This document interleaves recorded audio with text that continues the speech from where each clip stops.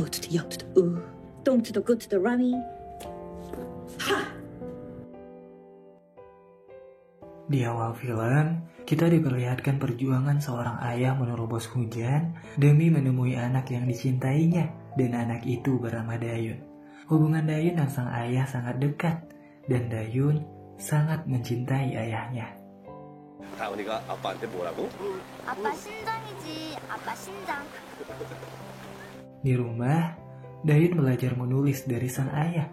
Ketika Dayun salah dalam tulisannya, sang ayah memotivasi Dayun untuk tidak menyerah, dan ia pun menanamkan prinsip hidupnya pada Dayun. 때까지는 끝난 게 아니다. 끝날 때까지는 끝난 게 아니다. 끝날 때까지는 끝난 게 아니다.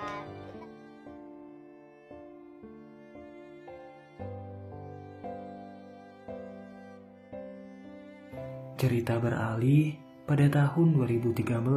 Saat itu, Korea sedang dihebohkan oleh kasus pembunuhan kepada seorang anak kecil bernama Chae-jin yang terjadi pada tahun 1998, yang mana sampai sekarang pelaku dari pembunuhan tersebut belum ditemukan. Scene beralih kepada Dayun yang saat ini sudah dewasa. Ia berkumpul dengan sahabat dan pacarnya. Sahabatnya bernama Bora dan pacarnya bernama Juan. Tanpa sengaja, saat itu Dayun melihat ayahnya yang sedang bekerja. Ia mendatangi sang ayah dan mengatakan kenapa tidak menyapanya, karena Dayun bukanlah anak yang minder dan ia bisa menerima ayahnya apa adanya. Dayun juga memperkenalkan Bora dan Juan pada sang ayah. Singkat waktu, Dayun dan sang ayah mencoba menghubungi beberapa perusahaan yang sebelumnya sempat dilamar Dayun. Namun sayang, tak ada satupun yang menerimanya. Dayun marah akan hal itu karena Dayun merasa selama ini ia telah memberikan yang terbaik. Akan tetapi, sang ayah tiba-tiba mengatakan bahwa semuanya adalah salahnya, karena ia hanyalah seorang ayah yang bekerja serabutan dan apa adanya, dan perusahaan enggan menerima Dayun karena semua itu. Melihat ayahnya sedih setelah mengatakan itu, Dayun mencoba menghiburnya, lalu mengajak sang ayah untuk lomba makan mie pedas dengan taruhan cuci piring selama seminggu. 시작.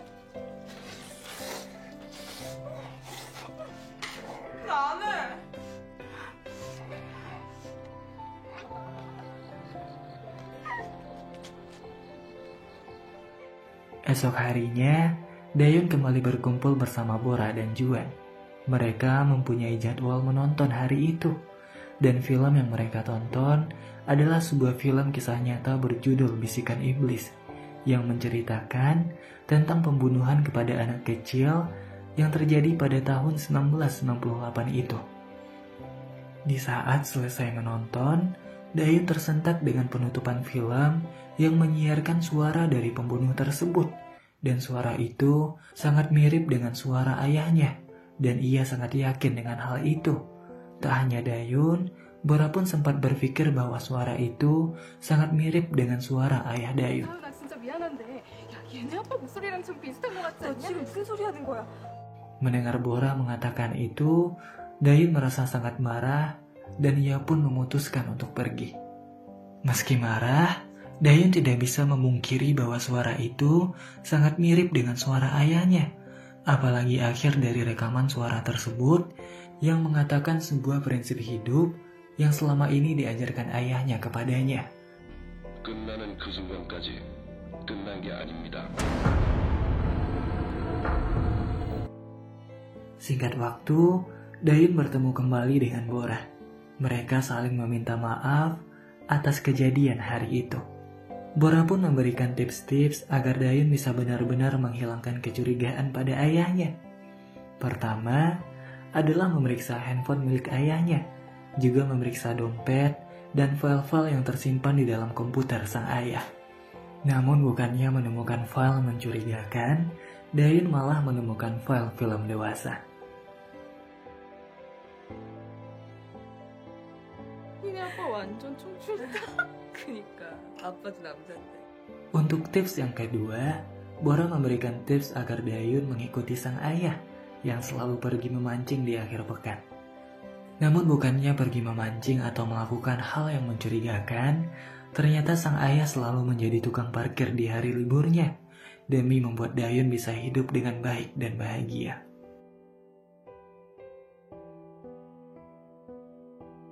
Malamnya, ayah Dayun cekcok dengan salah satu pengemudi yang mabuk karena ia memberi saran agar tidak mengemudi ketika mabuk. Akan tetapi bukannya didengarkan, sang ayah malah ditampar dengan keras. Tak terima melihat itu, Dayun keluar lalu membalaskan tamparan itu. Ia tidak terima karena orang yang berjuang untuknya direndahkan di depan matanya. Sepulangnya dari kantor polisi karena pertengkaran Dayun mulai sadar bahwa ayahnya adalah ayah yang sangat baik hati. Dan ia merasa sangat bersalah karena telah mencurigai sang ayah.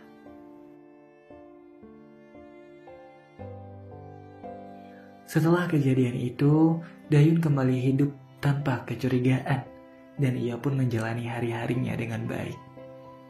Sampai suatu ketika, Dayun bertemu dengan seorang pria yang berpenampilan seperti preman dan ia mengatakan bahwa namanya adalah Sim. Sim menitip pesan berupa nomornya untuk sang ayah. Di sisi lain, sang ayah menelpon nomor itu dan sang ayah dipanggil sebagai jenderal oleh Sim. Sim mengatakan bahwa ia kembali ke Korea karena kakaknya sedang sekarat dan ia mengancam sang ayah untuk memberinya uang jika sang ayah tak ingin semuanya berakhir. 3 hari setelah itu, Dayun dan sang ayah memperingati hari kematian ibunda. Dayun berdoa dan berharap semoga ibunya tenang di alam sana. Tiba-tiba, Sim datang dan menggedor pintu rumah. Sim berteriak memanggil Sonman, yang merupakan nama ayah Dayun. Dayun yang terkejut pun membuka pintu dan meminta penjelasan kepada Sim. Akan tetapi, ia tidak dihiraukan. Sim lalu mengamuk dan menghancurkan meja peringatan ibunda Dayun. Sim mengatakan pada Dayun bahwa sebenarnya ayahnya adalah Tuan Jenderal Bintang 3. Sang ayah yang tak ingin rahasianya terkuak dan sangat marah dengan hari peringatan istrinya yang dihancurkan, tak mampu menahan emosinya. Ia mengatakan kepada Sim untuk menunggu, karena dalam beberapa hari lagi, ia akan memberikan uang yang diminta Sim. Singkat waktu, ayah Dayun memberikan semua uang yang dimilikinya, dan meminta agar Sim menutup mulutnya. Akan tetapi, Sim menolak uang itu, dan mengatakan bahwa itu terlalu sedikit untuknya.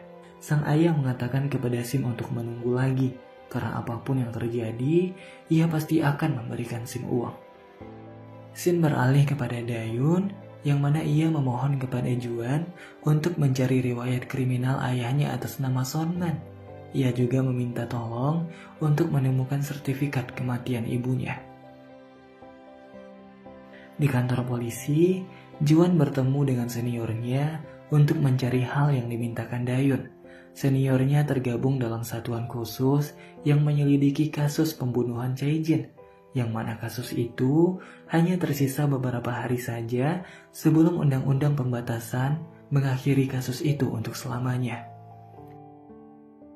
Sekembalinya dari kantor polisi, Dayun langsung bertanya kebenarannya, dan Juan menjelaskan bahwa orang bernama Sonman dahulu adalah penjahat Jenderal Bintang 3, dan di kepolisian mereka menyebut gelar itu untuk para penjahat biasa yang hanya melakukan jenis kejahatan pencurian, penyerangan, juga penipuan tanpa menyebabkan korban jiwa. Dan Sonman yang merupakan ayah Dayun tercatat sudah tidak melakukan kejahatan lagi sejak tahun 1995. Dayun yang mendengar itu mulai kembali meragukan ayahnya, karena dengan semua riwayat buruk itu, ayahnya bisa saja adalah pelaku pembunuhan Chae-jin, dan ia pun mulai kembali curiga. Sebelum terlanjur pergi, Juan meneriaki bahwa ibunda Dayun masih hidup, dan malam itu Dayun mendatangi rumah ibunya. Ia menunggu sampai pagi, dan ia ditemani oleh Juan. Namun bukannya menemukan ibunya, Dayun malah bertemu dengan Sim yang memasuki rumah itu, dan ia pun memilih untuk mengikuti Sim. Di tengah jalan, ia dicegat oleh Sim, dan Sim menahan Dayun di sana. Sim menelpon sang ayah dan memintanya untuk menjemput anaknya. Sebelum sang ayah tiba, Dayon mengatakan pada Sim bahwa ibunya masih hidup. Sim terkejut dan mengungkapkan satu hal pada Dayon, bahwa ibunda Dayon adalah adiknya Sim sendiri. 왜 안 들어오고? 만나고 싶다며?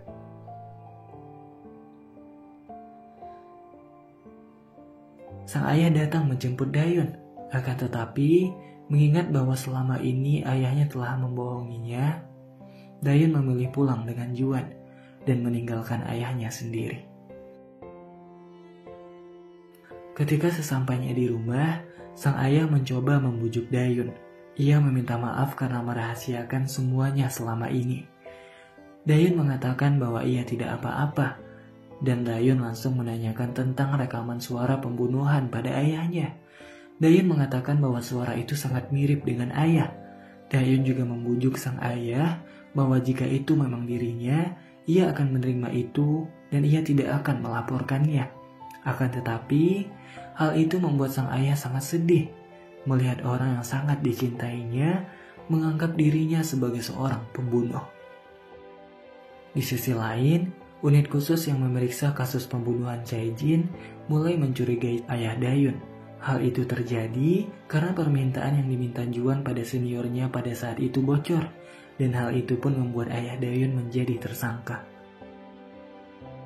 Kembali ke rumah sakit, ayah Dayon mendatangi Sim dan memberikan uangnya. Akan tetapi, Sim kembali meminta lebih. Hal itu membuat sang ayah marah, namun kemarahannya hilang ketika Sim menunjukkan sesuatu kepadanya.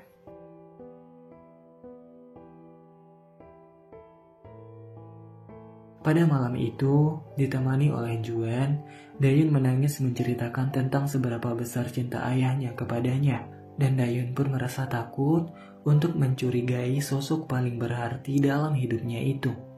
Dan malam itu, Dayon menginap di rumah Bora. Hatinya masih terlalu berat untuk bertemu sang ayah. Dayon melihat berita yang menyiarkan seorang pria bernama Dr. Han yang ternyata merupakan ayah dari Chae-jin. Ia berada di tepi sungai, tepat di mana anaknya ditemukan tak bernyawa di dalam sebuah koper. Mendengar hal itu, Dayon teringat dengan catatan persalinan ibunya yang ternyata dulu ditangani oleh dokter yang sama yang dilihatnya di televisi itu. Keesokan harinya, Dayon menyamar sebagai wartawan.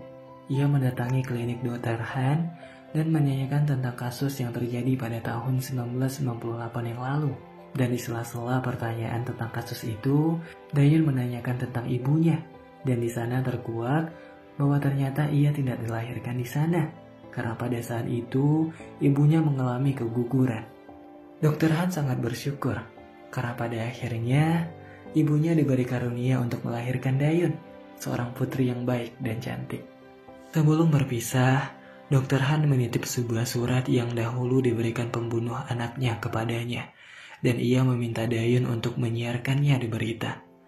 Dr. Han juga mengatakan bahwa itu bukan tulisan si pembunuh, melainkan tulisan anak kecil yang kemungkinan besar si pembunuh menyuruh anaknya atau anak tetangganya untuk menulis surat tersebut. Melihat surat itu, Dayon sangat terkejut dan terpukul karena tulisan di surat tersebut adalah tulisannya sendiri ketika dahulu ia diajari ayahnya menulis. Sesampainya di rumah, dengan keadaan hati yang tak karuan, Dayon menghancurkan foto dirinya dan ayahnya yang di dalamnya terdapat tulisan Dayon ketika kecil. Dayon mengambil catatan itu lalu melihatkannya pada sang ayah bersamaan dengan surat dari pembunuh yang diberikan Dr. Han beberapa saat lalu, dan itu adalah tulisan tangannya sendiri. Dayon menangis dan meminta ayahnya untuk jujur, karena dengan semua dilema dan lukanya saat ini, hidupnya merasa sangat hancur. Akan tetapi, ayahnya tetap bersikukuh bahwa ia tidak tahu apa-apa. Beberapa jam setelah itu, rumah Dayon didatangi oleh satuan khusus yang menangani kasus pembunuhan Chae-jin, bersamaan dengan kedatangan Dr. Han yang langsung mengamuk setelah mendengar suara sang ayah. Dr. Han sangat yakin bahwa suara ayah Dayon adalah suara dari orang yang membunuh anaknya. Kepala sang ayah terhempas dan ia dipastikan tidak sadarkan diri dalam beberapa hari. Dan sejak saat itu, Sunman ditetapkan sebagai tersangka utama dalam kasus pembunuhan Chae-jin. Keesokan harinya, Daeun mendatangi kampus guna meminta surat rekomendasi yang diberikan profesornya. Karena selama ini, Daeun sangat ingin lulus tes perusahaan dan menjadi seorang wartawan. Di sana, Daeun bertemu dengan Bora dan Juan. Daeun meminta maaf atas segalanya yang terjadi. Ketika berbincang-bincang bersama Profesor mengembalikan sebuah kado pemberian ayah Daeun. Kado itu berisikan surat permohonan sang ayah untuk Profesor agar menolong anaknya yang kesusahan mendapatkan kerja karena seorang ayah yang miskin sepertinya. 존경하는 교수님, 전 다은이 애비 되는 사람입니다. 우리 다은이가 기자 시험 본다고 많이 힘든 것 같습니다. 애비가 못나서 해줄 수 있는 일도 없는데 교수님께서 많이 도와주신다고 들었습니다. 뵙고 가야 하는데 이렇게 편지로 인사드려 죄송합니다. 감사하고 또 감사합니다.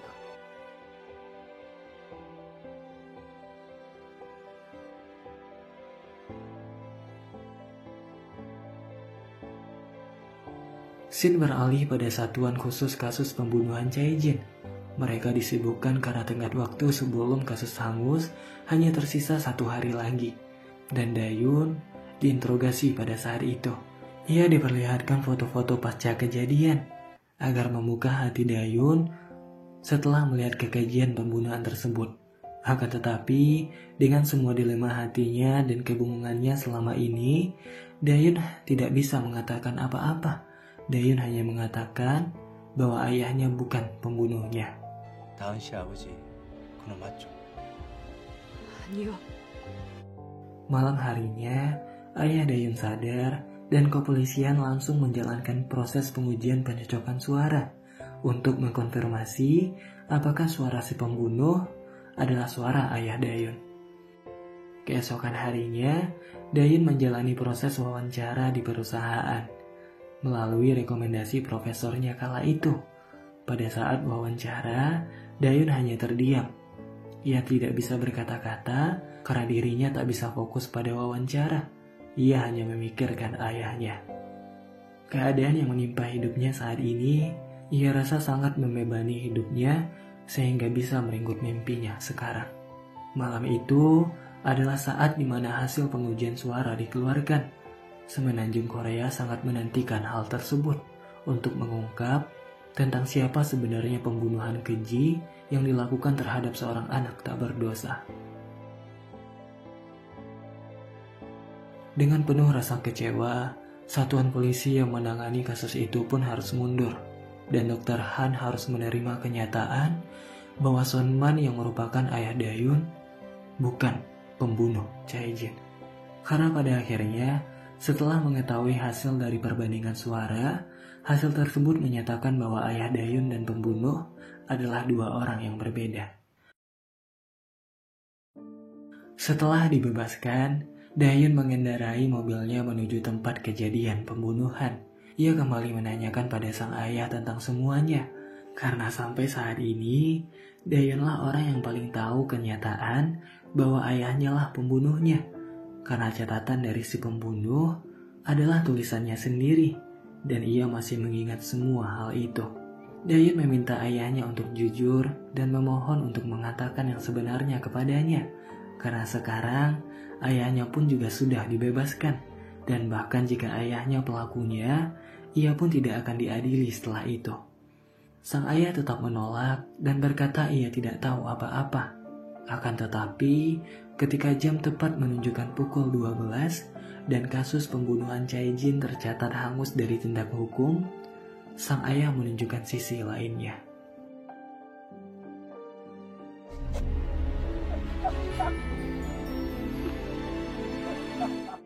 Akhirnya sang ayah jujur bahwa ialah pembunuhnya, dan ia mengatakan bahwa ia akan berubah dan mereka akan memiliki kehidupan yang bahagia.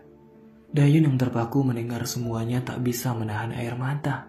Ia membayangkan sosok yang selama ini dilihatnya penuh cinta dan kasih sayang adalah seorang pembunuh yang sangat keji. Dayun menangis sejadi-jadinya dan memohon kepada sang ayah untuk meminta pengampunan atas hal keji yang telah dilakukannya. Terakhir kalinya sebelum kembali pulang, sang ayah mengatakan pada Dayun, ia mengatakan bahwa ia melakukan semua itu hanya untuk melindungi Dayun. Sebelum kembali pulang, sang ayah yang merasa terbebas dengan beban hidupnya selama ini tiba-tiba ditabrak oleh mobil yang dikendarai oleh Dr. Han. Hingga kejadian tersebut membuat sang ayah dan Dr. Han meninggal dunia. Meski keadilan tak bisa menguak kasus tersebut, Dr. Han membalaskan dendam anaknya yang dibunuh dengan keji. Dan pada akhirnya, Dayun yang tak tahu apa-apa menjadi sosok yang ditinggalkan, juga terluka raga dan perasaannya.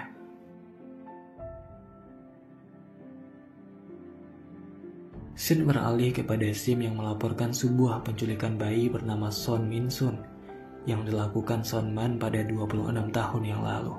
Dan terkuaklah bahwa sesuatu yang ditunjukkan Sim pada ayah Dayun di rumah sakit dulu adalah sebuah tanda nama seorang anak dari seorang bayi kecil yang diculik Sonman yang ia namakan menjadi Dayun.